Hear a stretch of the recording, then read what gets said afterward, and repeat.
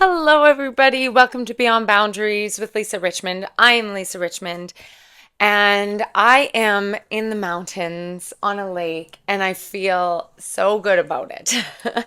Like I had promised, if this is your first time being here, no, this isn't my usual surroundings. But if you're a returning guest, you know that I've hit the road with my family, seeking a new life, essentially. We are looking for a new place to live. And so along the way, we're stopping and exploring. And right now, we are in the Rocky Mountains and we're on a beautiful lake and we are loving it. So I have taken a little bit of time to kind of rest and restore and kind of go through a lot in the past little while. In order to be able to like show up authentically here and be able to like bring through, I was kind of like waiting for spirit to come through and be like, okay, it's time. It's time to bring a message. So look, if you're just tuning in right now or however you found this, know that there's a deeply aligned connection and there's probably something that you're going to take with you in this message, okay? Again, all my messages are timeless. I do channeling from spirit, guides, angels, galactic council. I also bring through messages from your guidance council. How does that work? Timing in 3D realm is kind of an illusion. So everything's kind of happening all at once. So really what works is I tune into you guys and I bring through messages for your greatest good. Okay? That's how it works. So just trust the process. Cool. So I'm going to tune in and see. I've been feeling a bunch of big energy today. So I'm just going to tune right in and see what comes up. And then I might dig into cards. I might not. We'll see. I asked my guidance team to step forward today in allowing me to bring through any messages deemed for the greatest and highest good of all involved. From and only from the highest consciousness available, and may we all be surrounded by love and ease and grace today.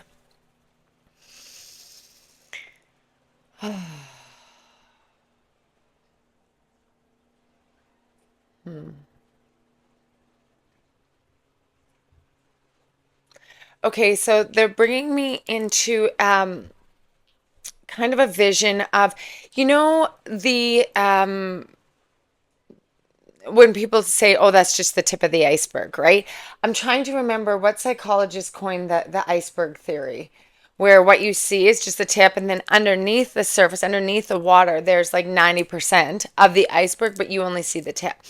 So essentially, what they're saying when they bring through this message is that on the surface, we have been experiencing, like, we're in a bunch of retrograde. We're experiencing actually a bunch of shadow energy and have been for the past like week. So, hey, if you guys have been feeling it and feeling like, look, my surroundings are absolutely beautiful, but I have this like gnawing feeling from beneath that I need to like dig into. I need to almost something that feels like there's a bit of shadow. The shadow is kind of lurking. Now, not scary lurking, but like almost like there's like this feeling, this undercurrent feeling of a bit of shadow work. Or if some of you are familiar with the idea or the concept that you're like cruising along in a timeline that's maybe in a higher consciousness, this higher frequency timeline. And then all of a sudden you come into contact with something that brings you down into like a lower frequency timeline. So all of a sudden it almost feels like everything you're looking around and seeing and everything that you're taking part in kind of feels a little bit like lower vibration. What happens is sometimes when we are working with a shadow aspect of self or working with an energy that is or was created in a lower vibration, sometimes we have to go into that current or that energy in order to give that part of self or give that memory or give that energy love, healing, in order to like almost like let's personify it a little bit. If anybody's used to therapy work that does internal family systems, IFS, or maybe not. Maybe people just call it parts work or whatever. The concept is when you go back into a memory or you go back into a time period in which you endured pain, suffering, trauma, acute or chronic. And let's say it occurred when you were like 8, 7, 8. When I go into the energy of this, that's kind of how it feels. It's like 7, 8-year-old, and then again like 14 to 16-year-old. Okay, so any of you that are listening think, okay, what went down when I was like 7 or 8, or 14 to 16, maybe both. So the concept of this is the surface of the iceberg, the trigger, let's call it the situation that's making us feel a certain way that's right in front of us, that's actually the tip. The iceberg itself is the occurrence that caused the hurt in the first place. Okay, so we're walking along and somebody says something like, catch up, slowpoke, right? Okay, haha, maybe trying to be funny. I'm doing my best. But it deeply triggers you. So the surface is the comment. Underneath is like the original pain. So what is it? This is an example, okay? So maybe when you were 7 or 8, you were trying your hardest with your family and you were doing your very best.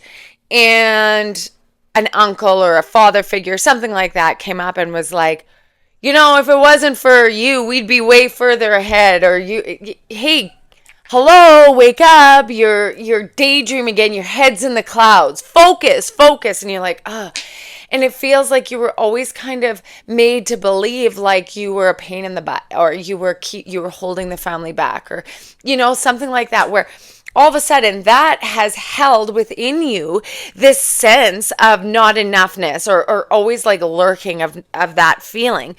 And then all of a sudden a comment, which, I mean, when people be like, oh, it was just a joke, lighten up. Lots of times those comments are like, did you have to though? Like, let's try and stay in our high vibe. Like, let's try and like be kind. Like, even if you're just joking around, or if you do that to somebody or somebody does that to you a lot, like maybe let's try to stop that. Okay. But anyway, like that teasing energy, that like teasing, I don't know. Okay, so what is coming up a lot, guys, I don't know who's watching this specific, is like maybe someone when they were younger had, it really does feel kind of like an uncle energy, or like a stepdad or something, or a dad that maybe you were closer to your mom, or like a male-ish figure, or if there's a female in your life that had more of that masculine energy, what feels like is that they were teasy. That person that always teased you, but underneath the surface, you were never comfortable with it and you didn't like it. That's the energy I'm talking about. Okay, so let's ease into that for a second and go back. This is the parts work, okay? So you go back to the 7 or 8-year-old, and it's like you can visualize them right with you, and you are like, you just quiet everything else down. And when you go into it, you're like, what do they need? Well, they need somebody to stick up for them, first of all. So you can be like, hey, even like role play it. Be like, hey, Uncle Rico, can you please stop humiliating this 7-year-old and mind your business and act like an adult and be a good example, because this 7-year-old isn't going to talk back to you and you're making them feel awful. Okay, so you can actually use those words. And then you turn around and look at self, the 7-year-old, the 8-year-old, and say, I got you. I'm not going to let this happen anymore. So that when a comment like that, be like, hey, slowpoke, keep up, you don't turn at them and then go internally in anger, and it kind of wrecks the rest of your day, and you don't know why, and you want to look at that guy like he's Uncle Rico, and you want to be like, you're such an ass, right? So then it'll help you be able to be really authentic and be like, okay, I'm doing my best, right? I'm doing my best. This isn't a race. It's not a professional hike, but I'm doing my best. Thanks, though. Right? So you don't have to be rude, but you can be like, yeah, no, that's not within my boundaries, right? So some of this shadow work and some of this retrograde stuff, what it does, it's almost like the whole idea of like PMS, they're giving me this, like PMS right before like menstruation or something, your emotions get heightened. It's not that they're not real, but anything that hasn't been visited or really vocalized properly will come back in that kind of PMS period and be really heightened. And you'll get really, really like things will get feel very sensitive that maybe weren't. But it's not less true. It's just heightened because it's unprocessed. And the same thing is that if things are coming up in this, like if things have come up in the last couple weeks or around this area and you feel extra heightened with it, it's not that there's something wrong or you're extra sensitive. No, it's because there's aspects of self that are a bit unhealed and they need you to step in for them so that we're not reactive to the people, places, or situations. That's just the tip of the iceberg.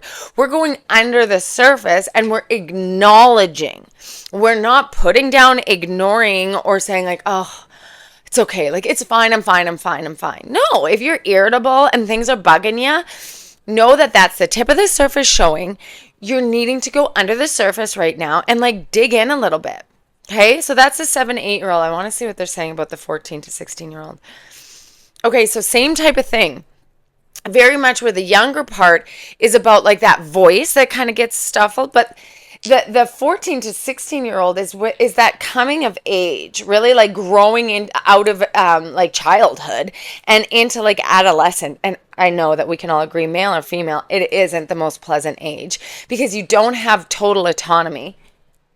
There's an ice cream boat going by, and I feel like that is not a mistake. This is about going in to our inner child and having some love. So maybe that 7-year-old or the 14 to 16-year-old needs to go and find some ice cream on the lake or indulge yourself in a treat. That would be for that. That's really cute. I love that. I love that validation.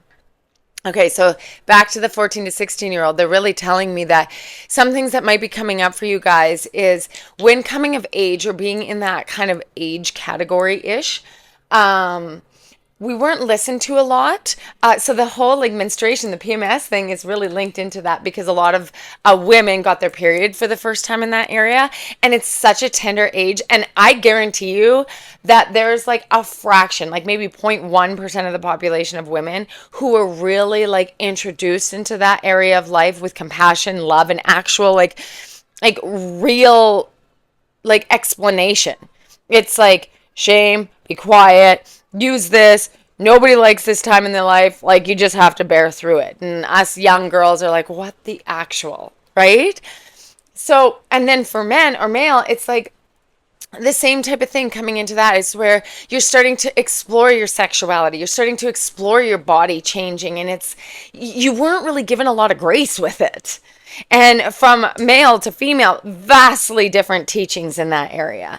Most of it is shadowy and not well explained. So there's something about this is like giving that part of yourself during that time extra love, because I think that it's like for men, it can be like really giving compassion to your like masculinity and your heart space and your sensitivity. And so like if somebody makes a back ass comment about like your masculinity, right? Like it's about coming into that sensitive part of self and nurturing you as this boy or this man that needs to be able to express themselves through senses and emotional like awareness.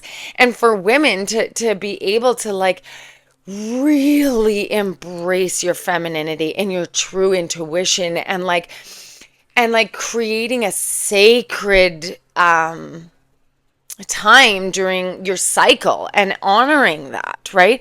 So I would really encourage you to do some parts work with that age and those ages, okay? And that is what this kind of shadowy energy is about. And a lot of the triggers, the tips of the icebergs that is coming up for us is allowing us to really go into where those hurts were created or those lack of empathy or compassion. And then that's going to help you once that's kind of really acknowledged, it's like then you have those parts with you. You got your 8-year-old in one hand, your 15-year-old in the other hand. You're walking forward in life and you're saying to both of them, like, I got you. So that when triggers come up, all of a sudden when you can feel it, it's like one of them are tugging at your hand and you're saying, okay, oh, yeah, this hits you where it hurts, kind of thing. I got you. I got you. You know, I understand that there's no malice behind what you said, but for me, I'm not comfortable with that. Or, I understand that was supposed to be funny, but it's not funny to me, and I don't like it. And I'm just, I'm not into that kind of humor. Thanks.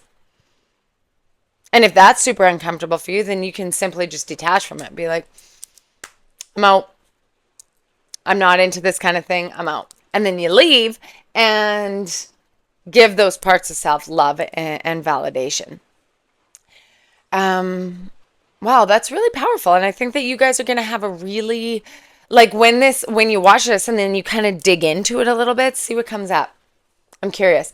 Let me know how this lands and how you feel about this. My background is actually in counseling. Like I did developmental psychology, brain development with endurance of trauma. So how the actual physical brain develops during trauma, and then therapeutic interventions. So really having to go back and help the brain redevelop in a healthy way. So that's my background, and then spirit came in, and I get to do both. So when spirit brings in these very like therapeutic intervention kind of downloads, I really like it because it kind of makes both my worlds come together. So if you're curious at all about parts work, internal family systems, or even like trauma work, don't hesitate to reach out. My website is lisarichmond.ca. You can reach out and I can do readings for you, pre-recorded readings, and work with you at some capacity. So I think that's all I'm going to use. I had my cards out today to see if, death. Okay, so this is the second time. I've only pulled 2 cards today. This is the second one. The first one was a different deck, and it was the death card in a different deck, which I love because it's not about actual physical death, you guys. It's about the rebirth phase. And we are in one of the greatest rebirths of our lifetimes.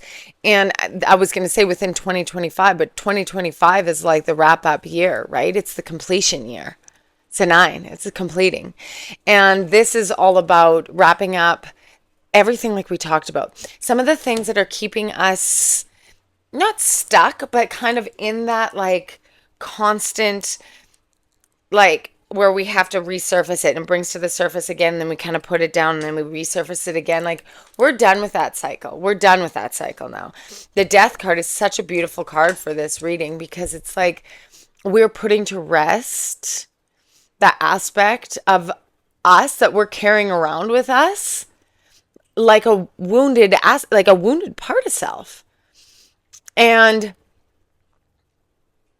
pay attention to what has been coming up, especially specifically in the last week, and really allow yourself to dig in to see what part is asking for this love, and see if something comes up, just as we've been talking about aspects of self within that age range, and what developed, what part your perception of self developed through that, which is totally inauthentic and given to you by somebody different. Okay? I'm sending a lot of love, and I hope that this resonated. I am starting to do readings again once I land a little bit. I think we're heading to the island in a couple weeks, hopefully to find some good solid internet so that I can do some readings. So I'll probably be opening up readings, one-on-one readings again by the end of the summer, by the end of August, beginning of September. So if you're interested in getting on that list, please visit my website, and then it just shoots me an email and we can figure out a date. Okay? So thanks so much for all your patience and tuning in today. And when Spirit shows up again for another reading, I will jump back on here and connect with all of you. I am so grateful for each and every one of you, and I'm sending so much love your way. Thanks again. Goodbye, everybody.